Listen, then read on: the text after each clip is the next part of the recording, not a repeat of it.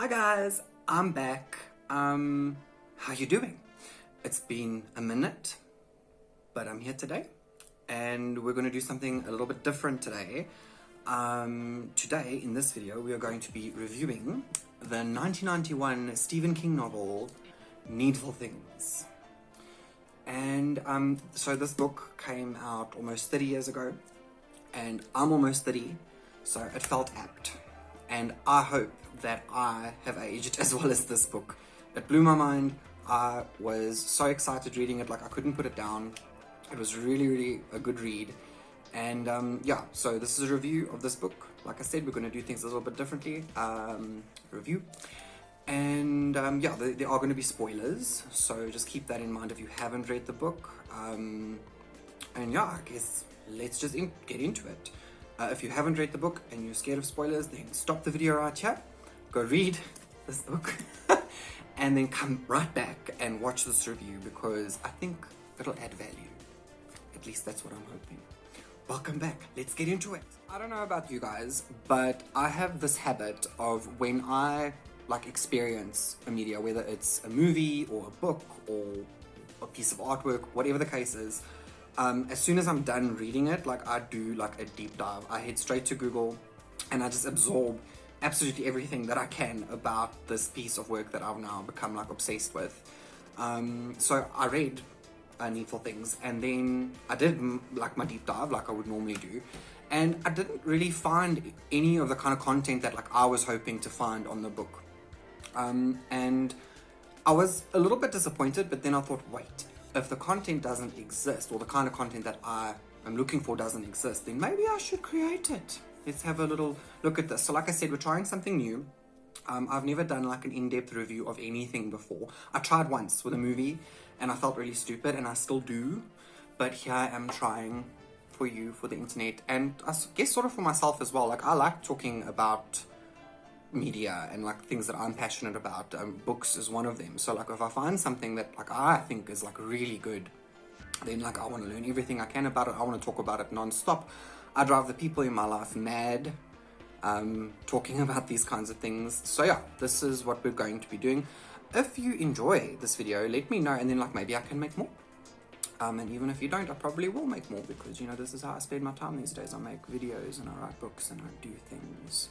So productive. So yeah, without any further ado, let's get into it. We're going to be looking at the plot line of the book. We're going to be looking at characters and character descriptions, and then we're going to go into the themes, things I really liked about the book, things I didn't like about the book, and a couple of other little details. So yeah, let's get into it. Come on this journey with me. Get into the plot of it all. As with most Stephen King novels, this book is set in a small town in Maine. It's an imaginary town called Castle Rock. And what happens is it's a sleepy little town, not much going on, people going about their business, and then this mysterious newcomer comes to town, and his name is Leland Gaunt. He opens up a shop and he sells stuff. It looks like an antique shop, but it's weird things in there. And the way he conducts business is he will sell you this item for a perfectly affordable price, but there's a catch. You will also have to play a trick on someone. That's what he's asking for, and this is sort of how he stirs up trouble in this town, with these people playing tricks on one another, because these items are cursed. He has a way of getting into people's heads. He's I don't want to say the devil, I'll get into it later with the character descriptions, but he's this evil entity, and he gets in people's minds through their sort of vulnerabilities and their weaknesses, and he manipulates them into doing his bidding. And he does this through these items that he sells. So there's a baseball card, there is a splinter of wood that's allegedly from Noah's Ark. But whenever people go into the shop, they find these things that they really want. One of the main themes is desire. These objects have the power to transport them to sort of their heart's desire, if that makes sense. So you hold the splinter that's allegedly part of Noah's Ark, or was part of the Ark, and it takes you back to the Ark, and you can feel the waves brushing against the Ark, and it's a moment for that person. But yeah, like I said, there's a catch, and while these people are paying ridiculously low prices for these so-called magical items, there is an extra cost, so they sort of end up paying double, and one of the questions of the book is like, was it really worth it? Because, you know, you get the item for like this little bit of money and you think you've got like a great deal, but you also have to play a prank on people, and like the characters think it's harmless, it's like not a big deal, but it sort of turns the town on its head and like chaos ensues, and it's crazy. Like, I love the premise of this book. It was so much fun. I really enjoyed it. And yeah, so Stephen King is known for writing horror. That's like his big thing. Like, if you ask like a person on the street, oh, like, do you read Stephen King? Oh no, his books are terrible, like so scary. Yes, they are. But what a lot of people don't know is that this book was actually written as satire. It's sort of like a social commentary joke on consumerism and materialism, but it's done really tastefully and really well. And it was also really funny. Like, I laughed so much in this book. There were so many like great moments, like comedy. It was lit. One other thing you should probably know is that this is sort of like the last book in like a couple that he did in this town, and you don't have to like worry about like not reading the others first. Like, he references them a lot, but it's like, it's not like a trilogy or a sequel or anything. You don't have to have read the others to read this one. Like, he references Cujo, he references like The Dark Half, and The Dead Zone. Those are also novels that get like reference in this book because it happens sort of with the same characters in the same setting, but it's a completely different story. You don't need to have read the other books. You can read this one. It's chill. So yeah, that's basically like the plot line. It's like how these characters deal with this new person who's come to town, who's providing them with all these wonderful things, but there's like this dark underbelly, or like this insidious side of what he's doing. And then like, it's sort of like how that unfolds. There's a lot of unhappiness in the town, which is also like a sort of common thread through Stephen King novels. He does it a lot with It in Derry as well. So yeah, that's basically the plot. Let's get into the characters. The character that we have to discuss is Leland Gaunt. He is just like so deliciously evil and mysterious. Like, I really enjoyed the way Stephen King had written him, which is, I don't know if like that's a bad thing. I'm the kind of person where like I tend to enjoy the villains sometimes more than what I enjoy the heroes. I'm just like that. I don't know why. Some people, like, they'll ask me who my favorite character in Game of Thrones is, and I'll say like Cersei Lannister, and then they'll want to crucify me, like, how can you like such a villain? But Leland Gaunt is one of those. He is very tall, very mysterious, and his whole deal is he's like the supernatural entity. I don't want to call him the devil. Like, a lot of people will write reviews, or, you know, there'll be sort of references to it and like, oh no, he's the devil. But he's not. That's not how he reads in the book. He's just like this like immortal supernatural entity that likes going from town to town, causing chaos. And he's been doing it for a very, very long time, for thousands of years. This is his gig. This is what he does. And how he does what he does is he preys on people's vulnerabilities. Like, we're all a little bit vulnerable. We've all got our shortcomings and our flaws. It's a very human thing. But he taps into that. And he's just like this terribly toxic person, and like no one sort of escapes his radar. He's got all this information on these people, like, you know, he's supernatural. He knows things, okay?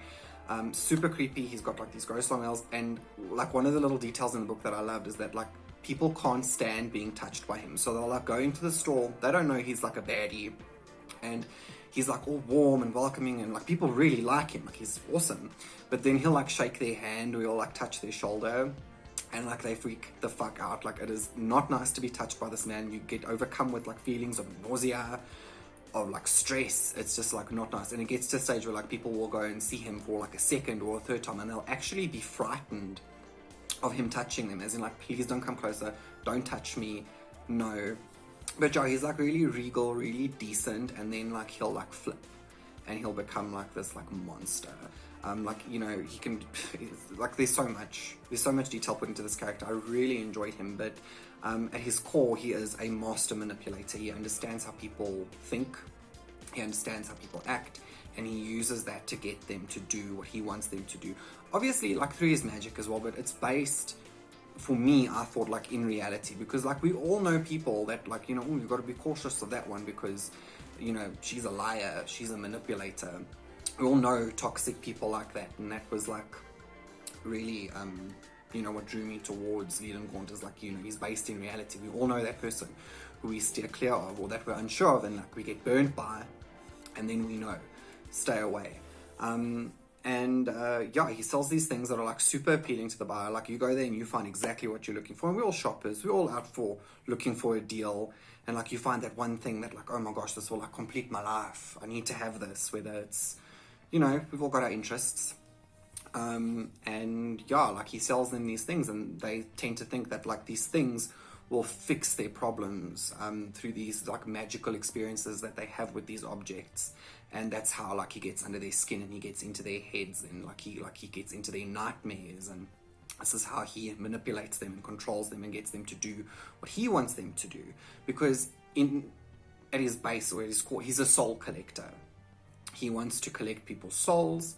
I don't know what he does with them. It's not important. Like the monsters are like so not important in horror movies or novels, and that's what people don't tend to like understand. It's like, it's not about the monster. Always be like, people like, oh, but like what about this and what about that, and like what is he? Like people would be so obsessed with like what is the monster. It doesn't matter. It's not important. It's his actions that matter. And yeah, this is just him messing with the town and collecting his souls. That's what he wants to do, and that is his modus operandi. His main motivation, he wants all the souls. And yeah, he was just like a really well-written character. I really enjoyed him. And that's that on Leland Gaunt. The second character that we need to discuss is Sheriff Alan Pangborn. So this is a character that was in like a couple of the other like previous novels that I had mentioned earlier, but not important. You get introduced to him. He's basically just like this really likable character. Like, you know, he's experienced some loss recently. He experienced the death of his wife and child.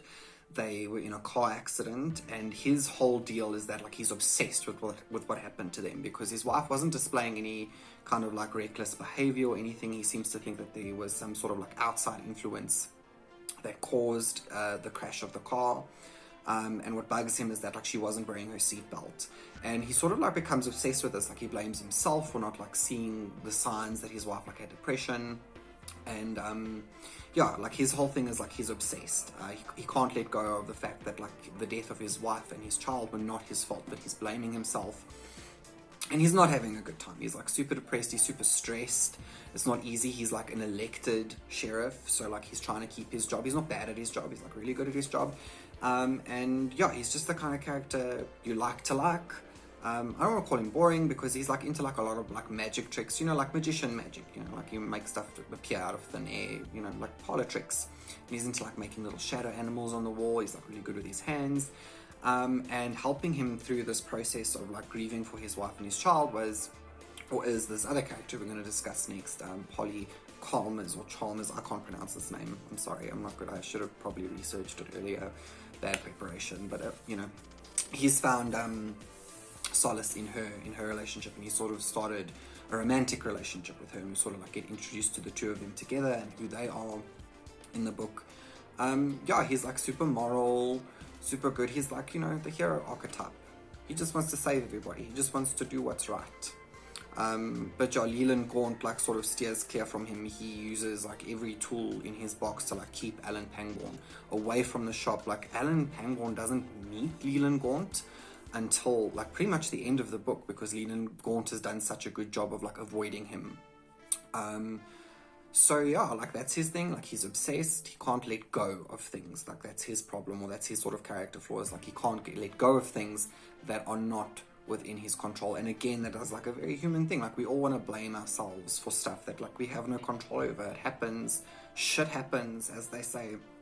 And like he's a victim of shit, and he's blaming himself, and Polly is sort of like helping him through it. But we'll get to Polly next, because she's probably one of my favorites. She's my favorite protagonist in the book, so we'll get to her. Polly is Alan Pangborn's main squeeze. She also owns a business in the town. She owns like a place where they sew stuff. It's called You Sew and Sew, and they like, I don't know, they sell material and shit. I don't know about girly things. I look like I know about girly things. They sew things. That's what she does. But she is probably one of the most interesting characters in the book. She's got like a mysterious past. She grew up in Castle Rock, and then she fell pregnant and she disappeared for a while. And now she's back without the child that she allegedly had. And yeah, there's a lot of mystery surrounding her, and nobody in the town like really knows her, and she's a bit of an outcast, and she also like makes people a little bit uncomfortable. She has one of the most interesting sort of like character journeys in this book. Polly suffers from severe debilitating arthritis. Like, it makes her, like, everything she does, like, sore. Like, she can't dial on a phone anymore. She can't pick things up. And, like, for a person who works with her hands sewing, that is, like, a devastating thing. And Polly's sort of character flaw, like, her main thing that she struggles with throughout the novel, is her pride. She's a very proud person. She takes pride in herself, her appearance. She's very private. Like, she doesn't like people knowing her business. She doesn't want people knowing her business. And she's just all around also like a very likable character. You want to like Polly. She's a good person. She takes very good care of another character that I'm going to mention next, who's like super vulnerable and innocent. And yeah, again, you just love to love Polly. And she gets presented with like this really interesting problem where Leland Gaunt gives her this amulet. They call it an aska. And it's like this little bauble that she wears around her neck. And like, she can feel something like moving inside, but she ignores it because it takes her arthritis like away. She goes from like having so much pain and suffering to like none whatsoever. But again, she's had to pay a price for it. So like, there's the initial like money fee, which isn't that much. And then there's this joke that she has to play on someone that Leland Gaunt wants her to do. And she thinks it's harmless, like it doesn't involve anyone that she knows or cares about. It actually involves like this other low-life character. So she's like, I'm not doing anything wrong, it's fine. And in exchange, I get to live out my days pain-free. No more arthritis for me, because it was a big deal for her. She's super proud, super independent, and she's sort of lost. She feels like she's lost everything to this disease. And I think a lot of people can relate to that, no matter what the disease is, whether it's arthritis or something else. She feels like she's lost a large part of herself. So what Leland Gaunt is offering her in this like little magical amulet that like just takes her pain away, is a big deal. Like, she wants to live pain-free. No one wants to live in pain. But again, it comes with that question of like, what is it actually going to cost? You know, is it going to cost, you know, the love of my loved ones, the life of one of my loved ones? You don't really know. And that's also one of the main themes of the book, is like not really knowing the true cost of things. And yeah, like, she was so well written as well. Like, I really felt for Polly. Like, when, you know, she talks about how much pain she's in, or when she, you know, she bumps her hand, or like she wears these gloves to like hide how skew and ugly her hands have gotten because she's really self-conscious about it. Like, you feel that. So there's sort of like, while you're reading the book, there's this part of you that's sort of like rooting for Polly to like keep the amulet and like, you know, just live out her days pain-free no matter what the consequences are. But you as the reader know it's not right, and she knows as the character that it's not right. And things sort of unfold from there. But she was one of my favorite characters in the book, aside from Leland Gaunt, who's obviously the antagonist. She was my favorite protagonist. And again, super well written, really felt her pain. And yeah, I enjoyed her. Go-Pot's character we're going to discuss is a character called Nettie Cobb. She works for Polly as her housekeeper, and Polly kind of took her in because what happened with Nettie is she was in this like super abusive relationship with like an asshole of a man. He'd like beat her and call her names and play tricks on her, and her whole thing is like she's really innocent. So, you know, like with the different, you know, characters, so you've got Polly's thing, and that's pride. You've got Alan's thing, and that's obsession. With Nettie, you've got sort of like this innocence that Polly feels sort of the need to protect. She wants Nettie to like live a full life, so she encourages Nettie to go out and do things for herself and enjoy life. But she lives this like really sheltered, like, you know, like a battered person. Like, you've been through a lot, and I don't want to say she's given up because she's still there. But what happened is her husband was super abusive, and then she snapped. And she stuck like a serving fork in his neck while he slept. She was like, and he died. And then, yeah, she didn't go down for murder because she's nuts. So she went to like the loony bin instead for like a little while, and then they released her. And Polly was like, no, you can come work for me, it's fine, we'll sort you out, we'll get you back on your feet. Polly helped her buy a house, which is around the corner from another character who's an absolute monster, and her name is Wilma. And she's sort of like the town bully. You know, something if she represents anything within the novel, it's like anger. She's just angry at the world. She treats her husband like a piece of shit. She treats everybody that she comes into contact like a piece of shit. Like, people are afraid of her. They don't want anything to do with her. And she sort of gets into this beef with Nettie over her dog that keeps barking, because they're sort of like neighbors. And that's sort of how like all the unhappiness in the town like culminates, and, you know, things get kicked off because Leland Gaunt has a child by the name of Brian Rusk play a joke on Wilma that she blames Nettie for, and then she sort of like she doesn't let it go. That's also why obsession is like a large theme in this book. She just can't let it go. She blames Nettie for something that she didn't do based on her past experiences. And yeah, spoiler alert, they end up killing each other like in the street. These two women butcher each other with like kitchen utensils. Not like, spoons, but knives. It's like a knife, a kitchen knife, or a butcher's knife, and a cleaver. And these two women just like go at it. They like hack each other to death. And it's all over as a result of these jokes that Leland Gaunt has the town people playing on one another. The person responsible for those pranks is a boy by the name of Brian Rusk, who buys a baseball card from Leland Gaunt. This like rare, wonderful baseball card. And basically he smears mud on Wilma's sheets, and he throws rocks through Wilma's windows. That's the word I was looking for, windows. He throws rocks through Wilma's windows, and Wilma blames Nettie for this. She like hounds Nettie, and then like another character goes and kills Nettie's dog, and Nettie immediately blames Wilma. So these two meet up like Western standoff style in the middle of like a normal suburban street, and these two women hack each other to death. It's very traumatic and very sad and very unnecessary. And with that, we're gonna like go on into the themes of the book, and I'm gonna explain like why it was unnecessary, and like like how it could have been avoided if people could just get over their bullshit. So that's that for the character section. Let's get into some themes. There are like a lot of themes in this book. I've just picked a couple that I thought were the most prevalent, especially in these modern times. The first of which is like being blinded by desire. The whole book could sort of be looked at as a metaphor for the destructive nature of like materialism and consumerism. And this couldn't be like more relevant in 2020. We're a planet of people obsessed with material wealth. You don't need to take my word for it. It's like name brand everything. Like you log onto your Instagram, you look at those influencers, there's always someone like making you want something or trying to sell you something. That's how it goes. These like influencers, they have the best of everything. They look the best. They like living the life.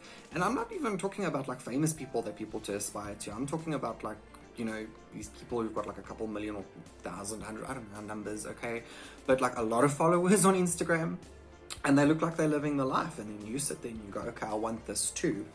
So there's constantly this like need to like want and be needy and like want things, and it's actually really destructive. On like a spiritual level, on like just like on an emotional level, like it's destructive to like want things and like just buy into bullshit. And like a shirt's a shirt, like whether it's got like a Lacoste crocodile on it, like you don't need that Lacoste crocodile.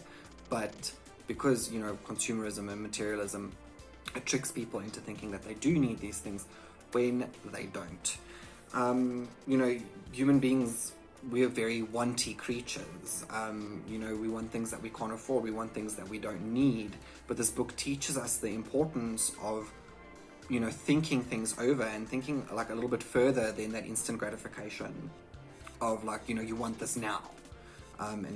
This will make my life better. Or if I have this one thing, like my life will be better. If I have that one thing, my life will be better. But you're not contemplating, like, will this actually add value to my life? Will, this be a good investment? Or is this just something that, like you can brag to your friends about, or that you can use as a tool to make someone else feel like shit? Or is it just a status symbol? And that's sort of what this novel forces you to think about. There's also this concept of like paying for something twice. What is that possession or object like really going to cost you? You may have like a demonic, you're not going to have like a demonic entity like knocking on your door demanding your soul over something that you've purchased, but you might just have like a debt collector knocking on your door, demanding certain things. And I mean, like that's like kind of the same thing, isn't it? Debt collectors, demons. Desire is like, your desires can seem like a good thing, but you don't realize how much they can hurt you and how much damage they can do until it's too late. And this is sort of like alluded to in the very name of the store and the name of the book. It's called Needful Things, the name of the store. The book is called Needful Things, but the name of the store in the book is also called Needful Things. And like the whole time you have these people in this town going, Needful Things, that's a strange name for a store. Like it gets brought up over and over again in the beginning of the book. Like what does that mean? You know what? It's you, bitch. You are a needful thing. Bitches be needy, and you are bitches. The people of the town are needful things. And you know, something that might have been very obvious to some people who read this book, but if it wasn't, now you know. Bitches be needy, and you are bitches. Needful. On this theme of desire, what's important, and was also sort of like, you know, reflects real life, is that none of the people in this book, once they get that object that like they think is going to make them so happy and so wonderful, none of them are happy after they make their purchases. In fact, they're miserable. You know, instead of feeling fulfilled, instead of feeling like that instant gratification, they become obsessed with these objects, and like they become suspicious of one another, and they're like worried that someone's going to steal, you know, that fishing rod that they bought, or that vase, or that like lampshade, or whatever it is. There are a whole bunch of items that like float around the book during the story, or as the story progresses, but the common thread throughout all of them is that the people who buy them become like obsessed with them, to the point where like they can no longer enjoy life because they're too busy worrying about that object and like what's going to happen to it, because they become like super paranoid and weird. Or in another case, they become so detached from life because of these objects and sort of the, you know, the experience, or that magical experience that these objects are leading them through, that like they don't even know what's going on around them. Like Brian Rusk, the kid who like broke windows and smeared mud on sheets, he feels so guilty over the death of Niti Cobb and Wilma that he actually ends up killing himself in front of his 7-year-old brother. In the meantime, his mother has purchased the set of like sunglasses that allegedly belonged to Elvis Presley, because she's like obsessed with Elvis Presley, like that's her thing. And you know, when she puts these glasses on, she's with Elvis Presley like in her mind, and like they're doing dirty things to one another. Yeah, you know, it's an uncomfortable read sometimes, but it's good. Like you get through it, it's awesome. But like I said, these people either become obsessed with these objects, or these objects cause them to become so detached from real life that like you don't even notice that your son is suicidal, or that there's something wrong. And like even when this kid does kill himself in front of his brother, she's like too busy being worried about her sunglasses. And like that's the danger of being obsessed with like materialism and material wealth, is like it distracts you from what's really important. And I know that that's like a really extreme example of how, you know, that can happen, but it does. Like people get distracted by things because they think that they're more important than like the people in their lives, or like the experiences that you can have. I mean, this woman has shut herself in her room for like a week with these sunglasses on, you know, living it up in Graceland with the king, and meanwhile her children are in peril because people get distracted by, you know, these things. And like I said, in real life, you know, it's an extreme example, but it happens in real life as well. You focus on the wrong things, and while you're busy focusing on the wrong things, shit goes down, and like you either learn from that or you spiral back into like destructive behavior. So basically, you know, the point is, one of the points that the book is trying to say, or like teach us, or what I've taken away from reading this book, is that like things can't make you happy. They might for a little while, but if you don't learn how to make yourself happy from the inside out, nothing's going to make you happy from the outside in. Fact of theme that I wanted to talk about in this book is that miscommunication can be a dangerous thing. Like this whole book, you got people like jumping to conclusions and like killing each other over stuff that they don't even really know. Like they, you know, they've got like in their head, they've got confirmation about like, you know, who's done what to them. But you know, there's this problem, and it happens in real life as well. People don't like communicate with each other properly anymore. You know, people just jump to conclusions, and you know, it's like that in real life. They want to shoot first and ask questions later. You know, Polly wants to talk to Alan about, you know, this alleged betrayal that she experiences at his hands, and she really wants to talk to him, but she's blinded by her anger and her pride. So much so that she just can't bring herself to talk to him. Where if she did talk to him, things would be a lot better. Like everything would have gone like a lot smoother. But instead she gave in to that carnal desire to like be angry and be mad and be proud. Instead of just like sitting down like civilized people and like discussing what went down. If more people did that, we could avoid like war. I think that like people just need to get over themselves and like learn how to put their emotions aside. We should all just be like the Vulcans, okay? Like from Star Trek. Let's all just be like Tuvok, okay? The last theme that I want to talk about in Needful Things is the theme of choices.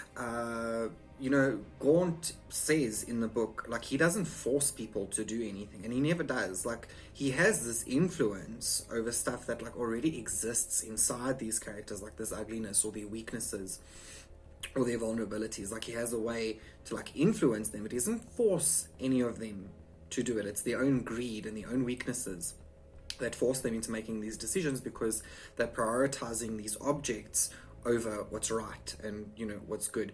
It's sort of like McDonald's in a way. Like, you know, McDonald's doesn't force anyone to buy their food, but they make it very difficult for you to say no and to avoid them. So, you know, like, McDonald's isn't like forcing you to, like, eat their burgers and get cholesterol and get fat and die, but they also, you know, they're trying their very best to, like, stay at the front of your mind. And Leland Gaunt is the same.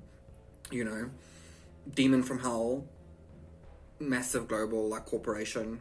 It's the same thing. Demons, McDonald's. It's theme of choice. And in the book, and this is also part of that theme, is like, if you were offered something on a silver platter that would solve all your problems, be they financial, emotional, you know, everybody's got their shit that they've got to deal with on a daily basis. You're being offered this wonderful thing that could just fix all your problems immediately. But what price would what price would it come at? And this is sort of the question that the book poses, is, you know, if you were faced with that choice, what would you choose? If this wonderful thing that could solve all your problems came at the cost of everything that's already good in your life, would you pay that price?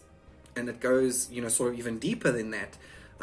You know, like, what if the cost of this thing is, you know, your core beliefs and values? And, like, this is illustrated so well in this book with the whole, like, Catholic versus Methodist WWE smackdown that takes place in the book. Because, you know, what kind of, like, upstanding, Bible-toting Christian would beat the living shit out of another person in the middle of the street? I'm kidding, that's a stupid question. Now we've come to, like, the criticism section of this book. Like, what were the things that, like, I didn't like about it? And, you know, like, you know, criticism's a weird thing. Like, some people will agree with me, some people won't agree with me. Like, I get recommended stuff and people are like, oh, you'll love this. And then I don't, and they get, like, really personally offended because I didn't like this thing that they said I would. But anyway, here we go. These are just my criticisms of the book. There aren't many. Let's just put it, you know, just put that out there. There are not many. I just felt like that the cast of characters, it was massive, and at times it was very difficult to keep up, because, like, I've spoken about, like, 4 or 5 characters in this book. There are a shit ton of characters in this book, and King does make it really, like, as easy as possible for you to, like, still follow without getting confused. But I do think that, like, the book could have done with, like, you know, a character or less. And yeah, like, I did read other reviews, like, while doing research for this video, and a lot of people said, like, you know, he's a bit repetitive. But we're talking about just this book specifically, and I had no problems with this book. I love this book so much. Aside from the fact that the cast of characters was just, like, too big, and at times it was, like, a little bit daunting, and that could put some people off. But, like, the story was strong enough for me to actually, like, power through that quite easily. And yeah, that's my only criticism. There we go. Thanks, Stephen King. One, like, last thing that needs to be discussed, and it actually doesn't have much to do with the book. But, like, remember how earlier in the video I discussed, like, those deep dives that I go into? So I read this book, and I found out that there was, like, a 1993 movie adaptation, and I've been using images from that movie throughout the course of this video, but it's solely for the purpose of kind of, like, convenience, so that, like, you guys know who I'm talking about, like, when I'm talking about these characters. Please, for the love of God, do not watch this movie. Like, if you watch this movie before you read the book, you're gonna think that, like, the book is bad, and it's not. This movie is horrific. It is probably one of the worst adaptations of a Stephen King novel I've ever seen. Like, everything that they could have possibly done wrong, they did. You know, they shat the bed, they fucked the dog on this movie. It was so bad. Please don't watch it. Like, it should actually just be struck from, you know, the annals of history, as far as I'm concerned, because it was so bad. Like, if you think that, like, Avatar: The Last Airbender, like, that live action movie, did its source material dirty, this movie was like something else. Do not watch it. However, I can recommend that there's an episode of Rick and Morty, which is, you know, references Needful Things, and it is absolutely fantastic. You should definitely go and watch Rick and Morty if you aren't already. It's the episode called Something Record This Way Comes. It's season 1, episode 9, and it pulls a lot of inspiration from Needful Things, and it does satirize it even further, and it's just hilarious, and you should definitely check that out. But please, for the love of God, don't watch the movie, because it's bad. The movie gave me worse nightmares than the book ever could. I just want to say that I really enjoyed this book, and I would definitely recommend it to anyone who loves reading and who loves a good juicy story, because this book really pulls you in, and it won't let you go until you're done with this book. To me, a good story is something that you keep thinking about long after you've read the last page and closed the book, or long after the credits have finished rolling on that movie. And I will be thinking about Stephen King's Needful Things for a very, very long time. This far into the video, thank you so much for watching. You're a real trooper. Please feel free to comment down below. Let me know your thoughts. Let me know if you'd like me to do more content like this, or if you never want me to do anything like this ever again. But yeah, let me know. Please do all the good YouTube things, like, subscribe, ring the bell, all that shit. And follow me on Instagram. I'll put my handle up somewhere around here. I'm a reader. I enjoy reading. I enjoy writing. I have my own book coming out soon. I'll post more news about that on my Instagram. I'll probably be doing a couple of videos about that as well. My previous video, I did answer quite a few questions about my own book. In that one, you can go have a look through my channel for it. Yes, and I will be doing a giveaway soon. Very soon. It's going to be a cover reveal, title reveal of my own book, and a giveaway for that. So stay tuned. I'll be doing, a video about the giveaway. And yeah, thanks again for watching. Stay tuned, like, subscribe, all that stuff. And I'll see you guys super soon. Thanks for watching. Bye.